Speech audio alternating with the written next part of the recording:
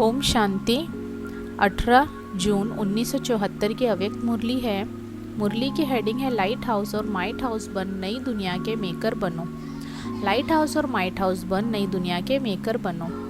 सर्व आत्माओं को सर्व शक्तियों से संतुष्ट करने वाले नई दुनिया के मेकर व विश्व कल्याणी पिता शिव बोले, अपने को क्या लाइट हाउस और माइट हाउस समझ कर चलते हो? सिर्फ लाइट और माइट समझकर नहीं, लेकिन लाइट हाउस और माइट हाउस अर्थात लाइट और माइट देने वाले दाता हाउस तब बन सकेंगे जब उनके अपने पास इतना स्टॉक जमा हो। अगर स्वयं सदा लाइट स्वरूप नहीं बन सकते, वह लाइट स्वरूप में सदा स्थित नहीं हो सकते, तो वह अन्य आत्माओं को लाइट हाउस बन लाइट नहीं दे सकते। जो स्वयं ही मास्टर सर्वशक्तिमान होते हुए अपने प्रति भी सर्व शक्तियों को यूज नहीं कर सकते, तो वे माइट हाउस बन अन्य आत्माओं को सर्व शक्तियों का दान कैसे कर सकते हैं? आप स्वयं से पूछो कि मैं क्या लाइट और माइट हाउस बना हूँ? कोई भी आत्मा अगर कोई भी शक्ति प्राप्त करने की इच्छा रखते हुए आपके सामने आए, तो क्या उस आत्मा को वह शक्ति दे सकते हो?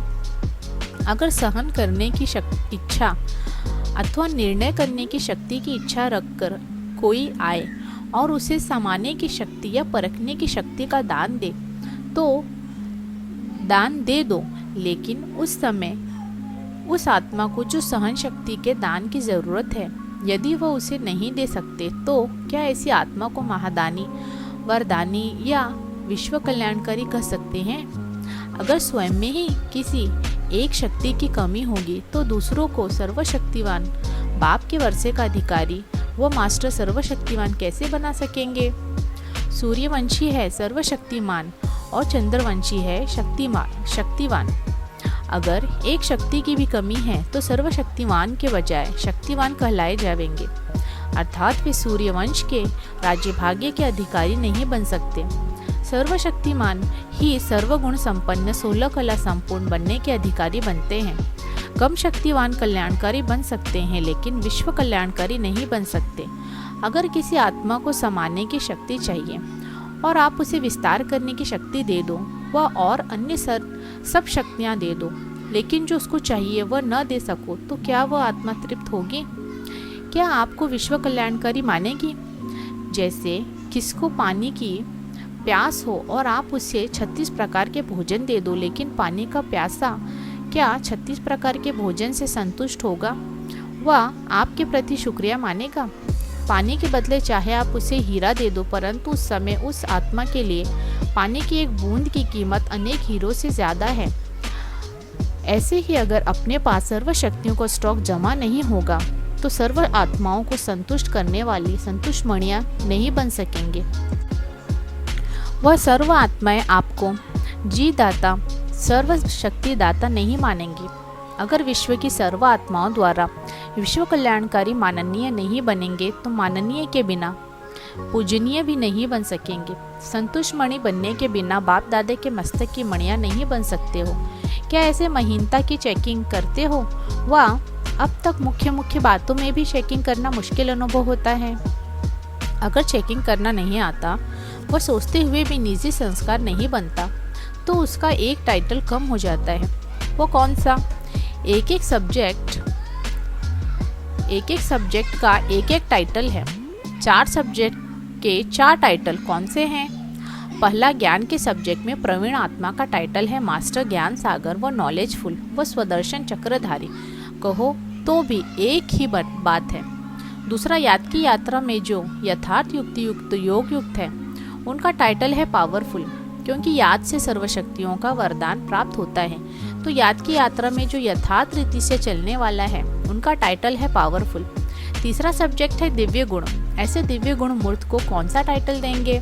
उनका टाइटल है दिव्य गुणों की खुशबुएं फैलाने वाला इसेंसफुल, यानी सार युक्त। जैसे इसेंस यानी सार यदि कहीं भी दूर रखा होगा, तो भी वह अपना प्रभाव डालेगा, अर्थात खुशबू फैलाएगा। तो क्या ऐसे ही दिव्य गुणों की खुशबू की इसेंस वाली रूहानी सेंस के इसेंसफुल हैं? अब अपने में चेक करो कि क्या चारों ही सब्जेक्ट के 4 टाइटल धारण करने के योग्य बने हो। अगर चेकिंग करनी नहीं आती, तो फिर कौन सा टाइटल कट होगा? कई तो कहते हैं कि चेकिंग करना चाहते हैं लेकिन धक्के से गाड़ी चलती है। निजी संस्कार सदाकाल नहीं चलते। इसमें कौन सी कमी कहेंगे? नॉलेज तो है कि यह करना चाहिए। त्रिकालदर्शीपने की नॉलेज तो मिल गई है ना। क्या नॉलेजफुल हो? अभी अगर किसी भी कमजोरी वश हो जाते हो, उस कमजोरी को जानते भी हो, उसे वर्णन भी करते हो और उसके मिटाने की पॉइंट्स भी वर्णन करते हो, लेकिन वर्णन करते हुए भी जो चाहते हो वो कर नहीं पाते हो। नॉलेज तो बुद्धि में फुल है, लेकिन जितना नॉलेजफुल क्या उतना ही साथ साथ पावरफुल भी हो।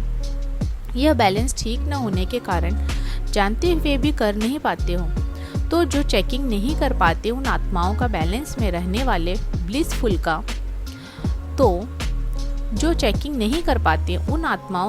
बैलेंस में रहने वाले ब्लिसफुल का टाइटल कट हो जाता है।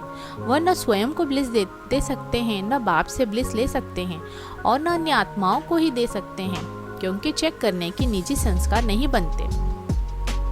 तो चेकिंग नहीं होती और चेंज भी नहीं होते। जो चेकर नहीं बन सकते वो मेकर भी नहीं बन सकते। वह न स्वयं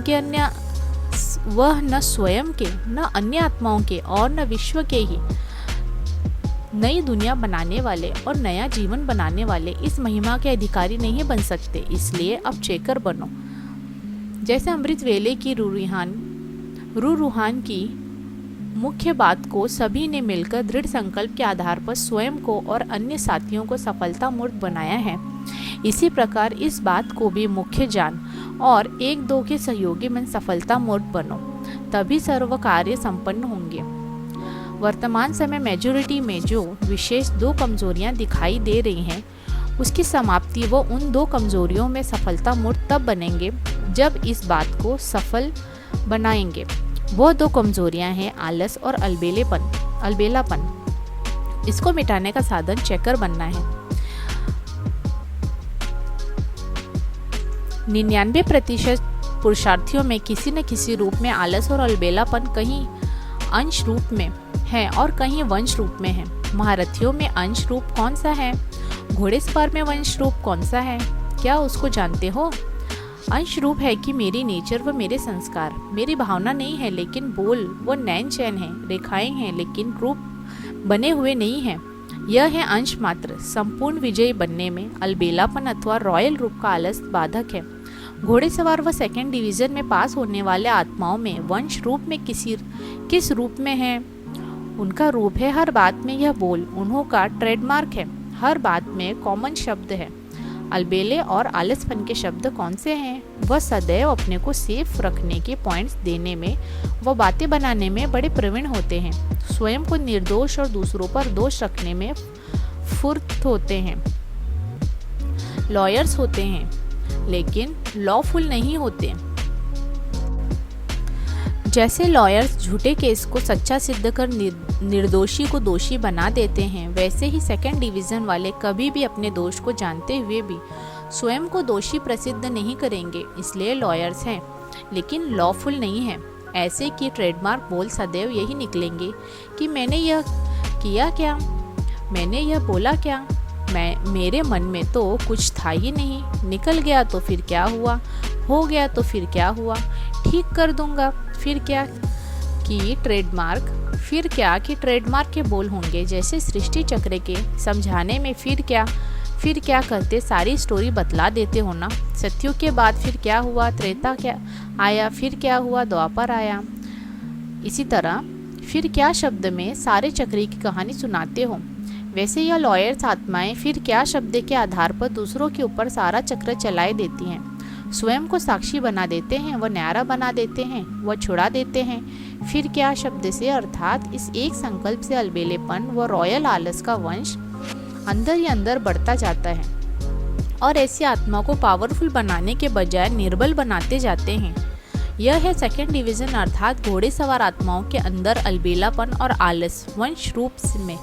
इस अंश व वंश को समाप्त करने के लिए चेकर बनना अति आवश्यक है।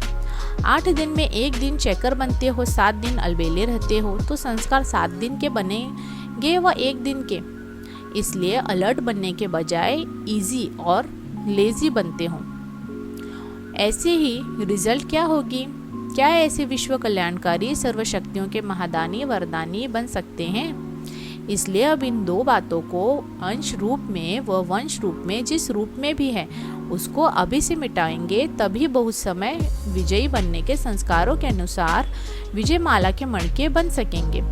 अच्छा, ऐसे सुनने और स्वरूप बनने वाले संकल्प को एक सेकंड में साकार रूप में लाने वाले, सर्व आत्माओं को लाइट हाउस व माइट हाउस बन सर्व शक्तियों से संतुष्ट करने वाले, संतुष्ट मणियाँ मस्तक मणियाँ सदा स्वयं पर और हर संकल्प पर चेकर बनने वाले, नई दुनिया के मेकर और विश्व कल्याणकारी आत्माओं को परमात्मा और सर्वश्रेष्ठ आत्मा बाप दादा की याद, प्यार, गुड नाइट और नमस्ते। इस मुरली का सार पहला पॉइंट, अगर स्वयं में ही किसी एक शक्ति की भी कमी होगी तो दूसरों को सर्वशक्तिमान बाप के वर्षे का अधिकारी मास्टर सर्वशक्तिमान नहीं बना सकेंगे। अगर स्वयं में ही किसी एक शक्ति की भी कमी होगी तो दूसरों को सर्वशक्तिमान बाप के वर्षे के अधिकारी मास्टर सर्वशक्तिमान नहीं बना सकेंगे। दूसरा पॉइंट है, जो चेकर नहीं बन सकते, जो चेकर नहीं बन सकते वह न तो स्वयं के न अन्य आत्माओं के और न विश्व के ही मेकर बन सकते हैं, न अन्य आत्माओं के और न विश्व के ही मेकर बन सकते हैं। अच्छा, ओम शांति।